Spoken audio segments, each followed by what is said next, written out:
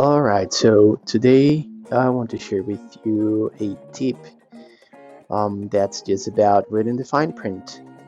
So here we are on the page speed insights. I'm testing one of a client's website. So we do the usual, URL analysis. Once we have the score, then you will don't ignore the fine print here. So we will click on see calculator, and this is more of a tip to kind of play around when you're in a client meeting. So you want to kind of walk the client through these options. The cool thing here is that the Lighthouse tool will show you the weighting of each of the elements, and you can have an idea of where to focus on. But also the other cool thing is that you can choose a device type you want to see the score for.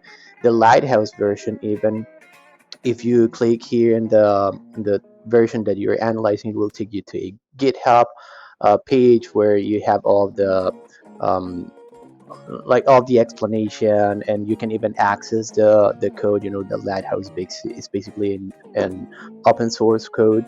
But the thing is that here you can walk your client through these values and metric scores. So basically, you can just play around with the slider. So you could say, okay, what if we took the first contentful paint down and we kind of decreased that number? So here you would see how the metric score would be going up and how it would impact the overall score.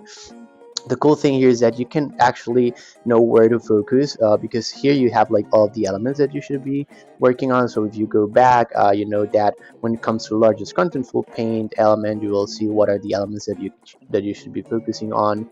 So if you go back here, you would say, okay, if I take this down by X number of milliseconds, then my score would be going up by X percentage. So this is a really good tool, and really good feature. The only thing you should keep in mind is that anything under, let's say, 0.05 would not be showing up, because of the log types that Lighthouse is using. So anything below that number would be like super extremely long tails and would just break everything in terms of UX with the sliders.